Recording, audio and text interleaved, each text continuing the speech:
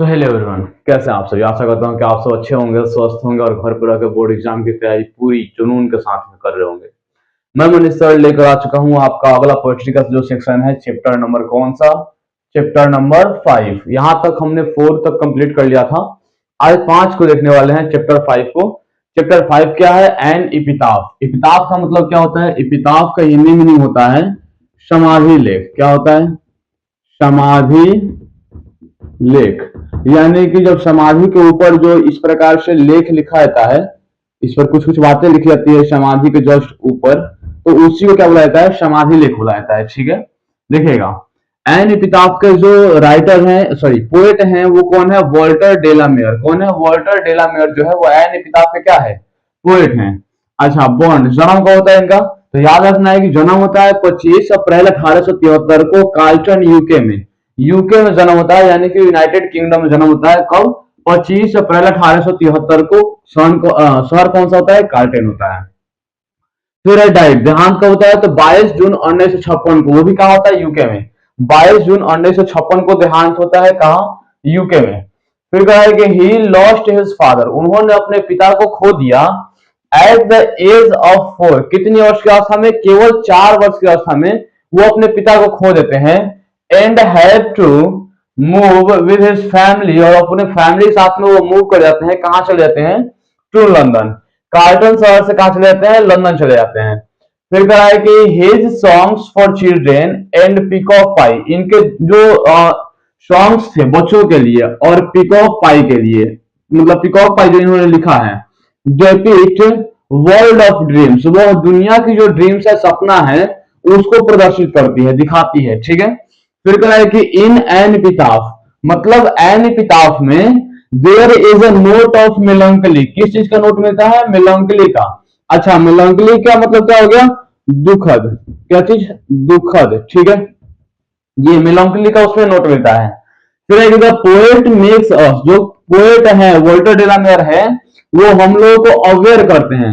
The poet makes us aware of the inhuman conditions of modern life.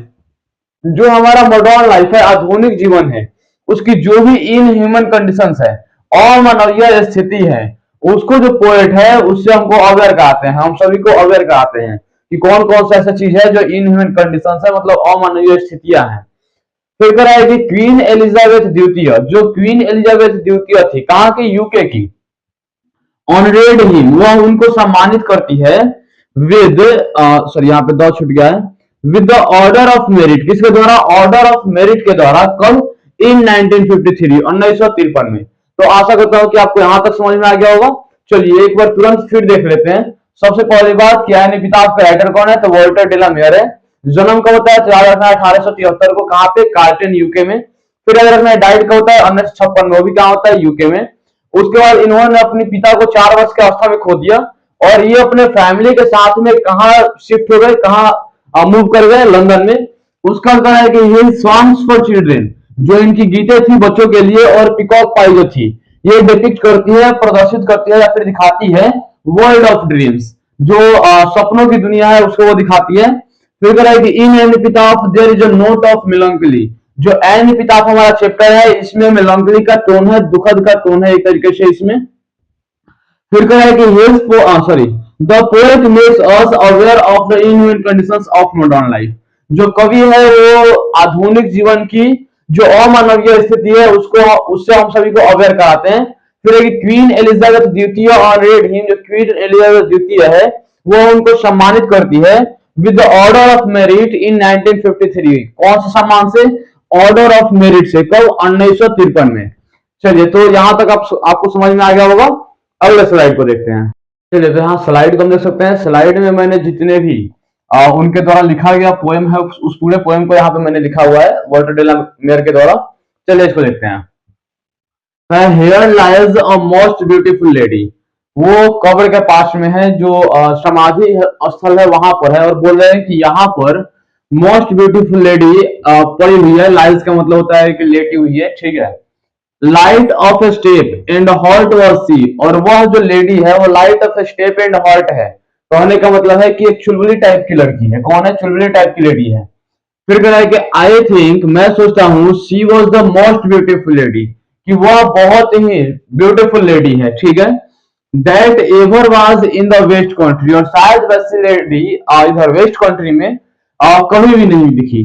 फिर कह रहा है कि बट, लेकिन ब्यूटी वेनेसेस, ब्यूटी क्या हो जाती है, जो सुंदरता है वो वेनिस जाती है, खत्म हो जाती है। ब्यूटी पासेस, जो सुंदरता है वो चली जाती है।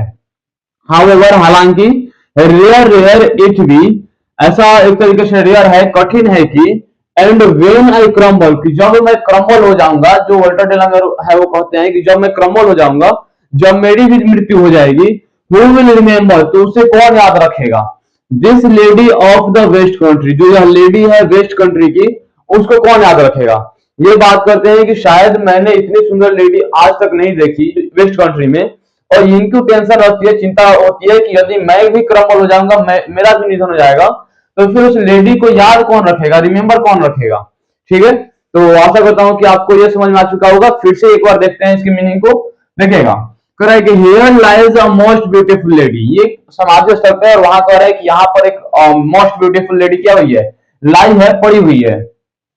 Light of step and hot was she, इसका मतलब है कि वो बहुत ही light of step and hot है, इसका मतलब होता है कि इधर उधर भटकने वाली लेडी है।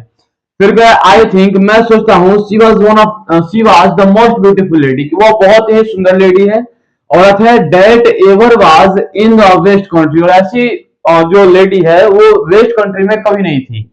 फिर क्या, बट ब्यूटी वैनिशेस, लेकिन उसके बाद उसकी ब्यूटी की बात करते हैं कि लेकिन जो ब्यूटी है वो वैनिश जाती है, वो क्या रहती है, खत्म हो जाती है।